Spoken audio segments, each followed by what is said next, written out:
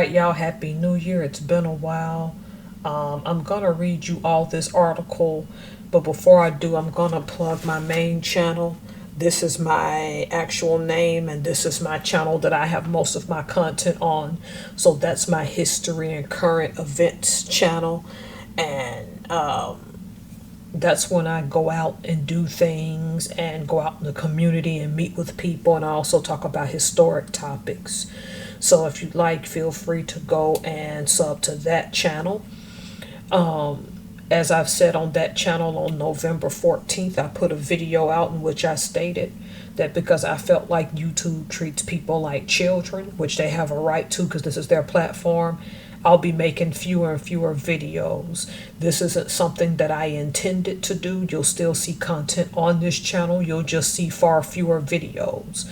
That was never my intent. I wanted to grow this channel and make more content, but this is going to be a business channel with all of my soaping stuff and discussing that. So just to let you know, if you're interested in the history and the current events aspect of things, go over to this channel. If you're interested in business and work ethic and things like that and seeing my soap tutorials, then this channel's the best one for you. I've shifted the direction of the evergreen wave. I originally didn't know what I wanted to do with this channel. I do now.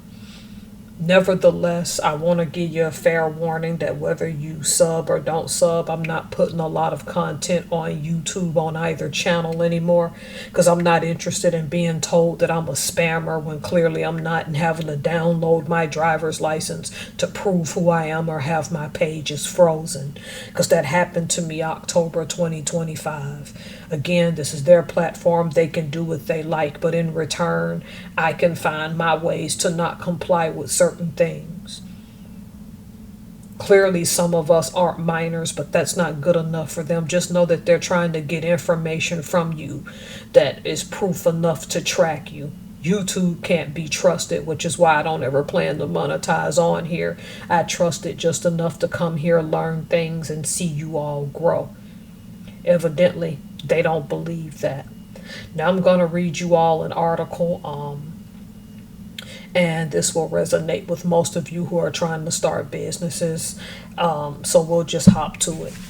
All right, here's the article.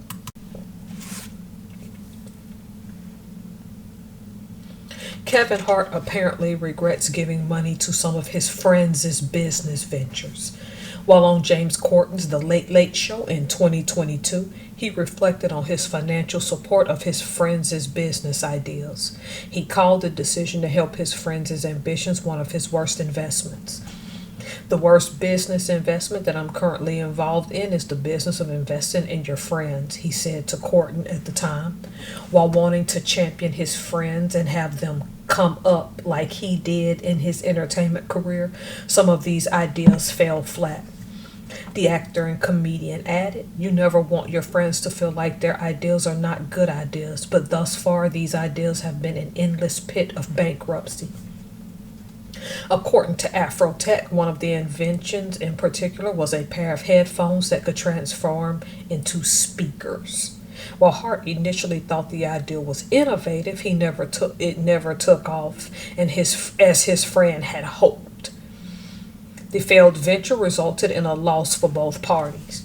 In the beginning, they were just headphones and people could enjoy them normally. Hart explained on the show. He continued, "But then if you wanted to make everybody listen, they opened up. That's the worst invention I've ever put money into." Now, Hart is a bit more careful with how he gives out money. Previously covered on Black Enterprise, Hart's own Grand Coramino Tequila launched a program to support Black and Latinx business owners. In partnership with local initiative Support Corporation, the Coramino Fund offered over $1 million in grants to 100 small business owners from 2022 to 2024. Earlier this year, his Heartbeat Ventures also co-launched an AI Illumination grant partnering with the 15% Pledge and a 16-ounce cultural Leadership Fund. The initiative specifically helps Black founders in emerging technologies, also supported through the Coromino Fund. While adding more discernment about supporting his friends' businesses, Hart still uses his influence and wallet to support other entrepreneurs. With an estimated network worth of $400 million and his own production grant called Heartbeat Productions, Hart has all the means to make change and diversify multiple industries as a media mogul. If you're going to remain in a friendship and stay friends with people, it's imperative that you tell them the truth, even when the truth hurts. At no time in this article, and I'm making guesstimations, did he ever address if he asked specific questions. When these friends, as he called them, and probably still calls some, came up with business ventures, did he ask them for their business plan? Did he ask them for money? Where are the supplies coming from? Is there a cost to be incurred as a result from coming overseas, or is the stuff American made? Now, don't pretend that that doesn't matter, because in certain businesses it does. How are you going to start your sales? Are you going to go to conventions? Are you going to go to farmers markets? Are you going to go to trade shows? How is this invention going to solve problems for the masses, or will it be something of the same thing that's already out amongst the masses? Let's not pretend these questions aren't important, because they are. Those are private conversations he probably had with his friends. But I take from that article that the ideals sounded good, so he jumped in based on the ideas, not based on the profit and the margins and how the metrics are going to serve him in the long term. I'm not going to make the leap and assumption that all of these people come from the hood or all of them are Black, because Kevin Hart, from what I understand, has always been diverse even before he got to the point to where he is, or where he's currently standing. $400 million, that's pretty good for a person that no one knew 30 plus years ago. So that's impressive. Me personally, I have no interest in going in business with most friends. Most people who have surrounded me talking about some in the future, I'm going to open this. When you continue to talk to them about it, they get resentful towards you or they dodge you. Why? Because they want to talk crap about excellence or Black excellence or coming up, and don't want to do anything about it. They want to go run the streets and have a good time. You know why people are like that? Because they're waiting for you to come up so that they can get their money easily. They don't want to work from scrap from the ground up. And I'm not saying that's what happened here. I've dropped a great many people in my life for the last 20 years because what came out of their mouth doesn't transpire into who they really are. And one that I dropped in 2023 had the backing behind that person. They were in a position at the time to where they could have easily come up. What that person want to do, run the streets all weekend, run the streets all day when they could, take naps all day. And don't get me wrong, I'm sick a lot, so I have to take naps sometimes. So I'm not knocking that. But in the position that this person's in, I know for a fact they could have been a millionaire before 2025. But they'd rather go have fun and run the streets.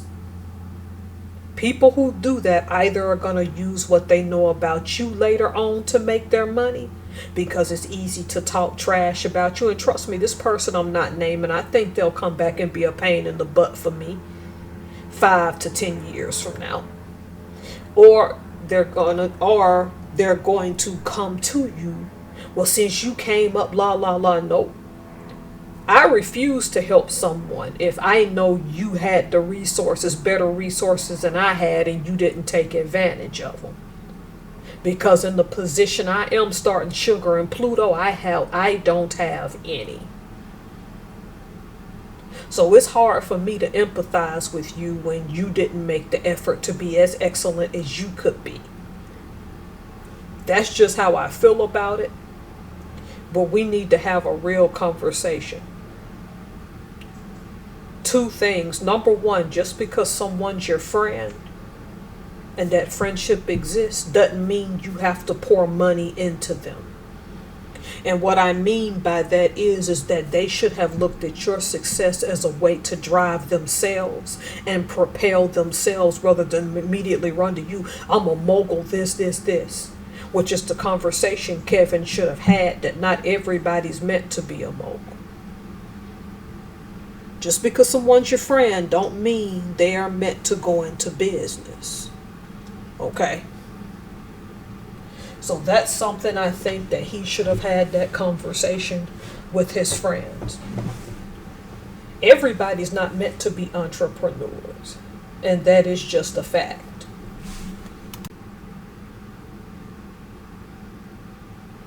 The second and most painful thing, and the last point I'm going to make, is that people assume that because they are attached to you and you have that relationship, in the back in the recesses of their mind, even if they don't say it, they'll say, this person owes me because they moved up and I didn't. Where are your receipts to prove to me that you tried to be somebody or be something? That's all I want to know. If you're going to come in at people like that, then you need to do a little bit better than that, okay? Some people literally sit back while they're watching you come up, and they're going to wait till you get to a pinnacle to then want something. Even when that person knows either they had better resources than you had, okay? Because some of them do, whether they want you to believe that or not, and just didn't act on it. Either because they had better resources or because it's an easy hustle to sit there and talk about something that looks good but never put in the work. Both are equally bad. The person who had the resources because they could have started long time ago and been near your level, and because the person who didn't have the resources but was lazy was waiting for an opportunity rather than to fix their life. And in the world we're moving into, that is now a dangerous position to put yourself in. Because in this emerging new world, no one's going to care who you knew. What did you try to do for yourself? And believe me, I don't believe in a meritocracy. But what I'm telling you is that people aren't going to have empathy for you when you could have done something for yourself and you did not do it. In the case of the person I had to drop in 2023, telling me that a strategy I wanted to take was not effective while not doing anything with themselves and portraying to me they were going to do something they were never going to do.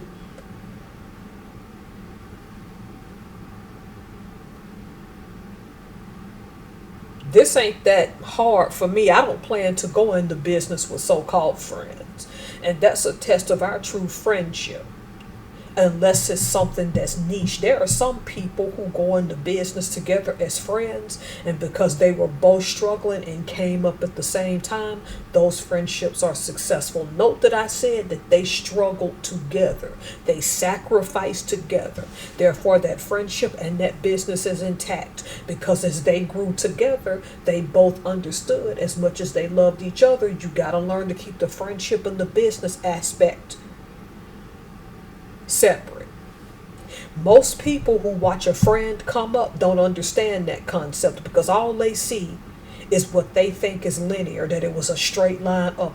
This person went from being in the hood or being in the trailer park or being on the wrong side of coming from a third world country to just shooting up. That's all they see. They don't see the in-between processes that was lost nights of sleep, lost holidays where they had to save money, lost time with family and friends, lost meals, lost vacations. See, they don't see that. All they see is you got this and therefore you can help me in some way.